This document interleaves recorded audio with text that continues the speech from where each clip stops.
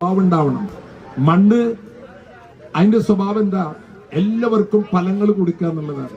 അതുകൊണ്ട് നിങ്ങളുടെ ഈ സംഭവം, ഈ ഒരു കണ്ടത്തിലോട്ടം ഈ കുട്ടികൾക്കൊക്കെ ആവേശം പകരുന്നതോടൊപ്പം ഈ ഒരു സന്ദേശം കൂടെ ഞാൻ നിങ്ങളോട് പങ്കുവയ്ക്കുകയാണ്. രണ്ട് കാര്യം പറഞ്ഞാൽ സംസാരിപ്പിക്കാം. ഒരിക്കലും ഒരു കുട്ടി ക്ലാസ്സിൽ പോയിട്ട് വന്നപ്പോ, ചെറിയ കുട്ടിയാണ്, അപ്പൊ ഈ സ്ലേറ്റ് പെൻസിൽ ആയിരുന്നല്ലോ പണ്ടൊക്കെ, ഈ സ്ലേറ്റ് പെൻസിലിന്റെ പകുതി കാണാനില്ല. അപ്പൊ ചോദിച്ചു, അപ്പടാ പകുതി പെൻസിൽ എവിടെയാണ്? അല്ല അപ്പൊ എന്റെ കൂട്ടുകാരന് പെൻസിൽ ഉണ്ടായിരുന്നില്ല, അപ്പൊ ഞാൻ ഒടിച്ചു കൊടുത്തു. നിനക്ക് തന്ന പെൻസിൽ നിനക്കണം, നീ വല്ലതും കൊടുത്തിട്ട് വന്നിരിക്കുക. മേലാൽ ഇങ്ങനെ പഠിപ്പിക്കുന്ന അപ്പൻ എന്താ പഠിപ്പിച്ചത്? ഉടക്കരുതാ, നിന്റെ അണ്ടാ. ഇത് സന്ദേശമല്ല. തൊട്ടടുത്ത് നിൽക്കുന്ന കുട്ടിക്ക് പെൻസിൽ ഇല്ല എന്ന് കണ്ടപ്പോൾ ഒടിച്ചു കൊടുത്തതിന് നല്ലതെന്നല്ല അപ്പൻ പറഞ്ഞത്. നിനക്ക് ഞാൻ കാശ് കൊടുത്ത് വാങ്ങി വല്ലവർക്ക് കൊടുക്കാനാണ് എന്ന് ചോദിക്കുന്ന അപ്പന്മാരുണ്ടെന്ന് കുറ്റം പറയലല്ല.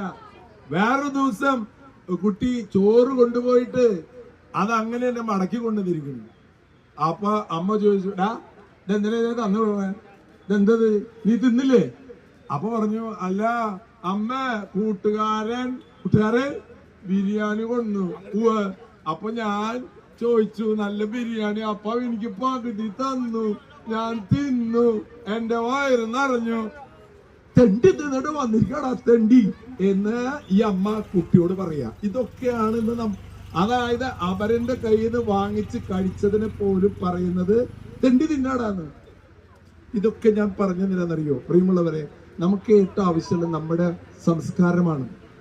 നമ്മള് അവരുടെ സഹായം നമുക്ക് വേണ്ടി വരും ഒരു കാലത്ത്. നമ്മുടെ വിചാരം എനിക്ക് ആരുടെയും സഹായം വേണ്ട എന്ന് പറയരുത് ഒരിക്കലും. നാളെ ചിലപ്പോൾ മറ്റുള്ളവനായിരിക്കും. നിങ്ങൾ വണ്ടി ഇടിച്ചവിടെ എടുക്കണം, ആരെ നിങ്ങൾ എടുത്തുകൊണ്ടോണത്?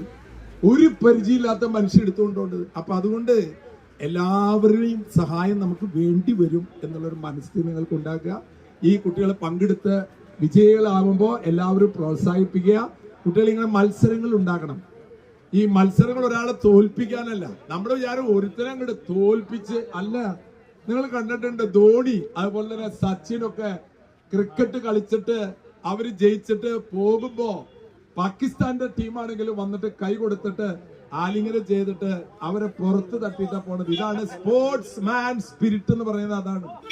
ആരും തോൽപ്പിക്കാനല്ല നമ്മൾ ജയിക്കേണ്ടത്. നമ്മൾ ജയിച്ചു, നിനക്ക് അടുത്ത പ്രാവശ്യം ജയിക്കാം. ഈ ഒരു സ്പിരിറ്റ് കൂടി ഉണ്ടാകട്ടെ.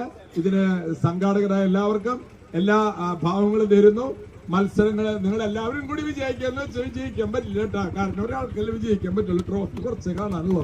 അതുകൊണ്ട് എല്ലാവർക്കും കിട്ടുന്ന എനിക്ക് തോന്നുന്നില്ല. കിട്ടാത്തവരെ അടുത്ത വർഷം ഇവര് വീണ്ടും ഓടും, ഇല്ലേ, കണ്ടത്തില് ഓടും. അപ്പൊ നമുക്ക് കിട്ടുമെന്ന് വിചാരിക്കാം. നിങ്ങൾക്ക് എല്ലാവർക്കും വിജയാശംസകൾ. Thank you very much.